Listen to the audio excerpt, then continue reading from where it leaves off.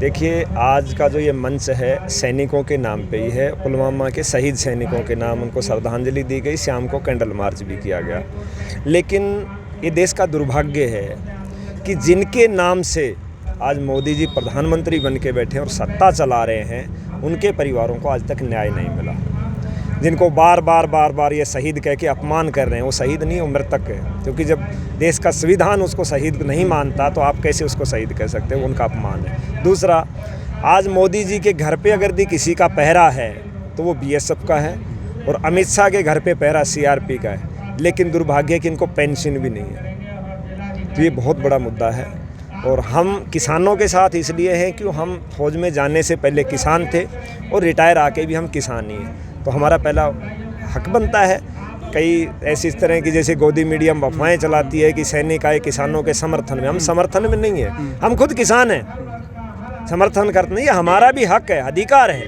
तो हम अपना हक और अधिकार लेने आए, किसी पे एहसान करने नहीं आए हम लोग। जैसे हरियाणा के कृषि मंत्री जेपी दलाल, उन्होंने कहा है कि किसान तो खेत में भी मरते हैं, घर पे भी मरते हैं, और यहाँ पे मर गए तो कौन सी बड़ी बात है। देखो, उनकी मानसिकता यही है। उनकी मानसिकता वही है कि जो सरकार, मैंने कहा ना, जो सरकार अपने जवानों को मरवा के सत्ता में आएगी तो उनसे क्या अपेक्षाएं कर सकते हो आप? जब ये लोग सत्ता में ही पुलवामा हमला करा के आए हैं तो उनसे और आशाएं क्या कर सकते हो? उनके तो यही बयान है। तो हम उन चीज़ों पे ध्यान नहीं देते। हमें पता है ना कि किसान की जो शहादत हुई, हम तो उसे शहीद मानते हैं। इनके नहीं मानने से क्या होता है? कल को मैं कह दूं कि हमारे देश में प्रधानमंत्री नहीं है, कोई मान लेगा क्या? तो ऐसे ही उनकी हम नहीं मानते। तो ये चीज़ें हैं, उनके कहने से हमें कोई फ़र्क नहीं पड़ता। वो कुछ भी कहते हैं। अपील कर रहे हैं कि आंदोलन को खत्म कर देना चाहिए। एक बार कहा है, उन्होंने अपील नहीं किया। और वो भी किस भाषा का इस्तेमाल किया? उन्होंने एक शब्द कहा, आंदोलन जीवी।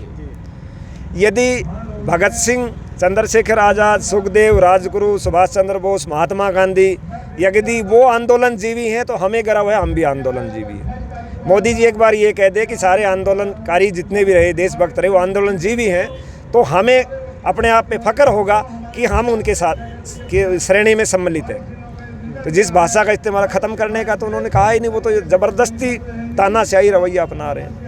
कह रहे हैं लगातार हमसे सारे किसान संतुष्ट है, कुछ मुट्ठी भर किसान हैं जो एक राज्य के और एक कौम के हैं। देखो, ना तो यहाँ एक कौम है, ना एक यहाँ राज्य है।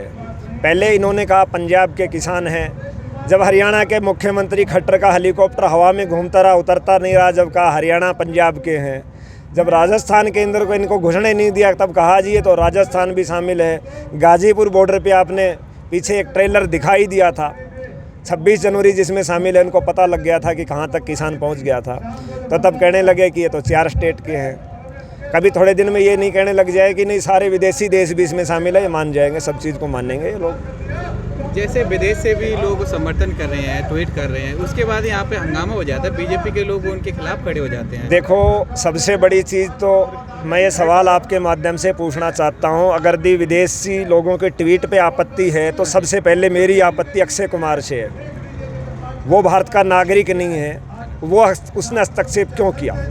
सबसे पहला मेरा सवाल यही है कि हस्तक्षेप उसने भी, कोई भी विदेशी नागरिक है। दूसरा ये है, मोदी जी किस लिए गए थे अमेरिका में ये बात कहने के लिए? अब की बात ट्रंप सरकार, जब आप विदेशों के अंदर जाके अपनी टांग फंसाते हो, और वो तो लोग हमारे देश के बाहर कमाने के लिए जब गए हुए हैं, अगर देश के बारे में बोल रहे हैं तो क्या है? जैसे पीछे सुना था कहा विदेशों से फंडिंग हो रही है। मेरा भाई या मेरा परिवार का कोई सदस्य विदेश में कमा रहा है तो मोदी जी के लिए थोड़ा ना, मेरे लिए कमा रहा है। जब मैं दुख में हूँ, तकलीफ में हूँ, तो उसको हक और अधिकार है।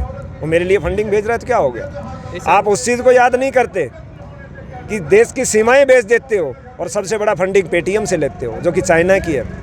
उस पर आप नहीं बोलते। जो देश को लूट रहा है उस पर आपने एक शब्द भी नहीं बोला, जिससे आप फंडिंग ले रहे हो। जो देश की ज़मीन पे कब्जा कर रहा है, हमारे जवानों को मार रहा है, उसके लिए आप नहीं बोलते।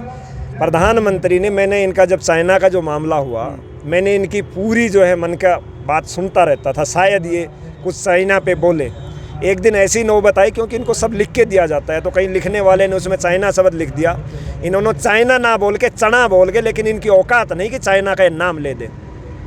ये तो हालत है हमारे देश के प्रधानमंत्री। कह रहे हैं सर 1 इंच भी ज़मीन हम जाने नहीं देंगे चाइना को। वो तो भैया चली गई, जाने क्यों नहीं देंगे? वो तो सारे खुलासे हो चुके, सब चीज़ें हो चुकी। मैंने कहा ना, ये सत्ता में ही झूठ बोल के आए थे, पुलवामा हमला करा के आए थे। वो तो बाद में जब ये सत्ता जाएगी तब लोगों को पता लगेगा कि कितना कब्जा कर चुका है। जो राजनाथ सिंह है वो फिगर 8 तक दावेदारी कर रहे हैं अपनी। नहीं, बड़ी अच्छी बात है, बहुत अच्छी बात है, लेकिन उसके साथ में एक विड्रॉल का जो सिस्टम आया, कुछ सुरक्षा संबंधी चीज़ें अंदरूनी तो मैं नहीं बताऊंगा, जो एक गलत फैसला भी है इनका। सबसे ऊंची चोटी पे पहली बार भारत की सेना चढ़ी है और उसने पूरा विंटर का सीज़न लगा दिया। उसके अंदर हमारी कुछ शहादत भी हुई है जवानों की। उस इलाके को छोड़ने को तैयार हो गए, तो इससे बड़ी देश से गद्दारी और क्या होगी। जो एक छोटा सा नेपाल देश जो हमारे यहाँ चौकीदारी करता है, उसकी हालत ये है, और वो भी कुछ दिन पहले आंख दिखा रहा था, अपना हिस्सा मांग रहा था। तो ये तो सारे देश को पता है हो क्या रहा है। सर, आज किसान और जवान को लड़ाया जा रहा है, उसको लेकर आप क्या कहेंगे? देखिए, जवान अपना फ़र्ज निभा रहा है, जवान इनकी तरह नहीं है। मैं भी सेना में रहा हूँ। जब हम कसम खाते हैं, तिरंगे के नीचे खड़े होकर खाते हैं, और मोदी जी ने नागपुर के झंडे के नीचे कसम खाई है। इनकी कसम में और हमारी कसम में यही फ़र्क है। तो वह अपनी ड्यूटी निभा रहा है, और हम ये कहते हैं जवान जो ड्यूटी पे, आप अपनी ड्यूटी निभाइए। आपको आदेश मिलता है लाठी चलाने का, आप चलाइए। अगर दी आपको गोली का आदेश मिलता है तो आप चलाइए। लेकिन हम अपनी मांग पे अड़े, हम अपना अधिकार मांग रहे हैं। आप जो है देश की सुरक्षा में कोई चूक ना करें। तो सर, आप कब तक यहाँ पर रहेंगे? हम तो लगातार, हमारे साथी हैं, हमारे साथी जवान साथी यहाँ पर हैं। मैं हूँ शाजापुर बॉर्डर, जो हरियाणा राजस्थान जो बॉर्डर है, मैं रेगुलर उस पर हूँ। आज तो हमारा ये शहीदों को श्रद्धांजलि का जो प्रोग्राम था, शाम को कैंडल मार्च था, तो सभी जवान यहाँ एकजुट हुए हैं। बाकी अलग अलग बॉर्डरों पे हैं। सर, आने वाले समय में जो बंद का आह्वान करेगा, रेल को बंद करने का आह्वान करेगा 18 तारीख को, इसको लेकर आप क्या कहना चाहेंगे? देखिए, जब ऐसे शांतिपूर्वक ये सरकार ना ही मानेगी, और वैसे रेल तो रही भी कहाँ हमारी, वैसे तो बेच तो दी है। उसको बंद करने से ना करने से भी देश में कोई फ़र्क नहीं पड़ना, लेकिन बहुत ज़रूरी है। शांतिपूर्वक आप कुछ सुनने को ही तैयार नहीं है, तो बिल्कुल हमारा भी अधिकार, आंदोलन करना अधिकार हमें संविधान ने दिया, मोदी जी ने थोड़ा ना दिया है। और सत्ता में ये भी तो आंदोलन करके ही आए थे। 26 तारीख को जो घटना हुई थी, ऐसी घटना ना दोहराई जाए, उसके लिए भी कुछ तैयारी है आपकी? नहीं, 26 तारीख को जो घटना हुई है, किसानों को नहीं पता था। किसान आज भी अगर देखा जाए तो आज भी बहुत भोले और देश प्रेम के प्रति इतने वो हैं कि विश्वास कर लेते हैं। और इन ध्रुतों का इन्होंने विश्वास किया, और इन्होंने विश्वासघात करके जो करते कराया गया वो गलत था। हालांकि तिरंगे का अपमान नहीं हुआ। निशान साहब जो लगाया गया था, वो निशान साहब कोई दूसरे देश का नहीं है। अगर दी सच्चाई इतिहास पढ़े देश का, तो उसी निशान साहब की वजह से ही लाल किला आबाद हुआ था। सर, वो राष्ट्रवाद की बात करते हैं और किसान और जवान मेरे दिल में है, ये कहते हैं प्रधानमंत्री जी। राष्ट्रवाद की बात करने से राष्ट्रवाद नहीं होती। उनका पिछला ट्रैक रिकॉर्ड देख लीजिए। आरएसएस की पूरी फ़ोटो पड़ी है। जब देश आज़ादी की लड़ाई लड़ रहे थे तब ये कहाँ थे? तब भी अंग्रेज़ों के साथ थे। और आज ये जो कुछ मुट्ठी भर व्यापारियों के साथ हैं। वो लगातार विपक्ष को कहते हैं कि जो सेना को बदनाम करने का प्रयास, अपमान करने का प्रयास करा जा रहा है। आज से पहले सेना के जवानों ने कभी सवाल या निशान नहीं उठाया। विपक्ष को मानते हैं, विपक्ष से अपना काम करेगा, लेकिन सेना के जवानों ने तो कभी ऐसा नहीं कहा। आज सेना के जवान कह रहे हैं कि पुलवामा हमला, मैं खुद कह रहा हूँ, हमारे सारे साथियों ने वहाँ से बयान दिया है कि पुलवामा हमला एक साजिश था और मोदी द्वारा रची गई साजिश कराया गया हमला। उसकी जाँच क्यों नहीं करा देते? अर्नब गोस्वामी जो है, जिसकी चैट पकड़ी गई, उसको खुलासा क्यों नहीं कर देते? क्यों ना उसके ऊपर देशद्रोह का केस लगाते? डीएसपी देवेंद्र सिंह क्यों छोड़ दिया तुमने? तो सच को कहाँ तक छुपाओगे आप लोग? सर, ऐसी क्या मजबूरी है जो किसान भाइयों की आवाज़ नहीं सुनी जा रही है? मजबूरी ये है कि जब देश का दुर्भाग्य देखिए, देश का ऐसा पहला व्यक्ति होगा जो प्रधानमंत्री की शपथ लेने के लिए किसी प्राइवेट प्लेन में, किराए की प्लेन में आके शपथ लेता है, तो अब उन सहयोगियों का कर्जा तो उतारना है। जो इन्होंने जो उनसे खाया है, बड़े बड़े कॉरपोरेट घरानों से, जिस प्लेन में ये बैठ के यहाँ संसद में आए प्रधानमंत्री की शपथ लेने, आज उनका किराया तो चुकता करना ही करना है इनको। मोदी जी कह रहे हैं कि लगातार वो कृषि में जो बदलाव आने चाहिए, समय की मांग है एक तरीके से। तो समय की मांग के लिए मना किसने किया?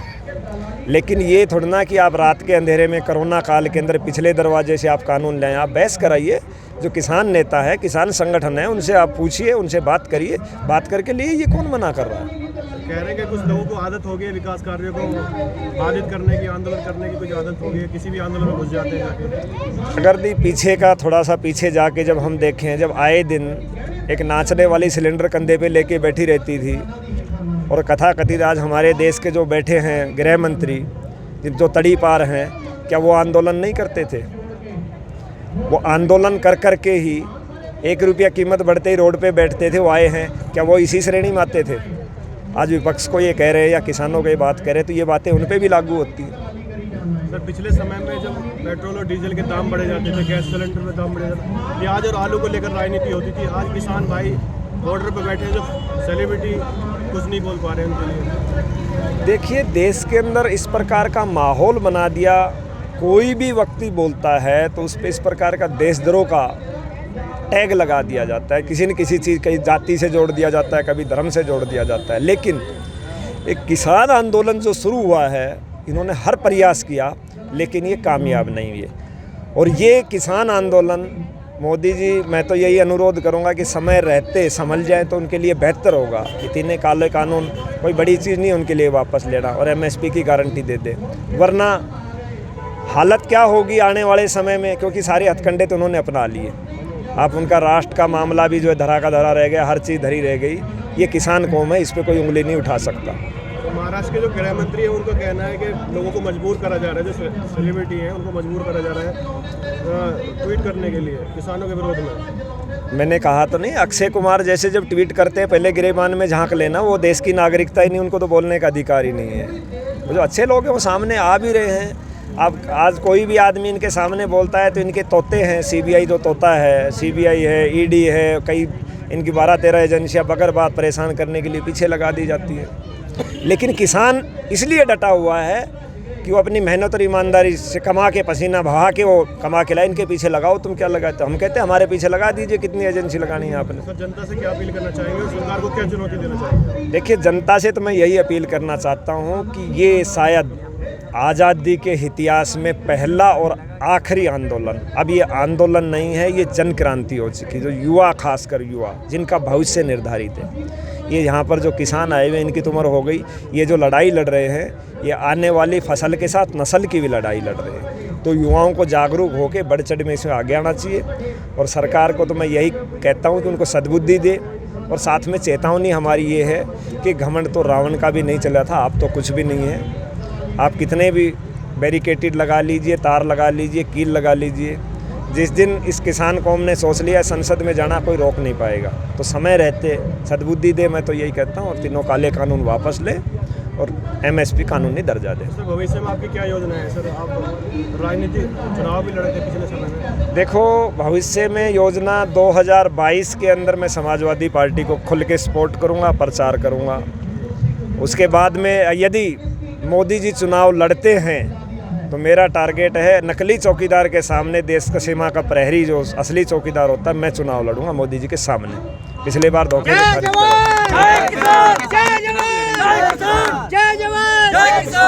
जी, प्रधानमंत्री जी के सामने चुनाव लड़े, यानी मोदी जी के बारे में। बिल्कुल मोदी जी के सामने चुनाव लड़ूंगा। और मेरा अपना ज़िंदगी में सपना है, पिछले बार पर्चा खारिज करा दिया, वरना उनको वहीं दिखा देता मैं। आज वो इस सीट पे नहीं होते और अगला चुनाव 24 में मैं इनके खिलाफ ही लड़ूंगा। वो साजिश थी क्या? बिल्कुल साजिश तो खुलासा हो गया। ABP न्यूज़ जो इनका खुद के चैनल है, उसने स्टिंग ऑपरेशन करके पूरे देश को दिखाया गया। आप बताइए कि वो कहते हैं वहाँ पर कि 5 साल पहले चुनाव नहीं लड़ सकते। हालांकि मैं हरियाणा में चुनाव के उद्देश्य से नहीं गया था, लेकिन यही साबित करने के लिए कि वही चुनाव आयोग है, वही तेज बहादुर है। और करनाल के अंदर मेरा पर्चा एक्सेप्ट कर लिया। वहाँ कहते हैं आपको डिसमिस हुए 5 साल में। तो एक देश के अंदर 2 कानून कब से हो गए? वहाँ रिटर्निंग अधिकारी कह रहे हैं नहीं, कोई ऑब्जेक्शन नहीं है, ऐसा कोई कानून नहीं, आप चुनाव लड़ सकते हो। प्रधानमंत्री के सामने क्यों लड़ना चाहते हैं? क्यों? मेरा अधिकार है। लोकतंत्र ने यही तो हमें अधिकार दिया है, मैं दिखाना चाहता हूँ, मेरा अधिकार है। देखता हूँ उसमें कितनी ताकत है। लोगों को डरा सकता है, सैनिकों को नहीं डरा सकता। और जीत के दिखाऊंगा मैं, मुझे लड़ने दें निष्पक्ष हो। और मैं तो उनको ये कहता हूँ, आपके गृह क्षेत्र, आप गुजरात में जाओगे तो वहाँ भी लड़ूंगा आपसे। आपके गृह क्षेत्र में हम लड़के दिखाएंगे आपके सामने। तो धन्यवाद करना चाहूँगा आपका मैं। आप लोगों का सभी का बहुत बहुत धन्यवाद। किसानों की, जवानों की आवाज़ उठा रहे। सोशल मीडिया के पत्रकार हैं, जो स्वतंत्र पत्रकार हैं, उनको दबाया जा रहा है, गिरफ्तार करा जा रहा है, डाला जा रहा है उनको। देखो, ये जो लड़ाई, ये किसान आंदोलन की लड़ाई, कोई गलत इसफहमी में ना रहे कि सिर्फ किसानों की लड़ाई है। ये हर व्यक्ति की लड़ाई है, लोकतंत्र को बचाने की ही लड़ाई है। तो आपकी लड़ाई भी ये किसान लड़ेगा। आप किसानों की आप लड़ाई लड़ रहे हो तो आप मान के चलिए आपकी भी लड़ाई, क्योंकि ये जो एक देश की एक ऐसी कौम है, इन्होंने अंग्रेज़ों के नाकों चने चबा दिए थे। तुम तो हमारे अपने देश के हो, तुम्हारा तो घर भी जानते हैं हम। ओके, तो सभी का बहुत बहुत धन्यवाद। जय हिंद, जय जवान, जय किसान।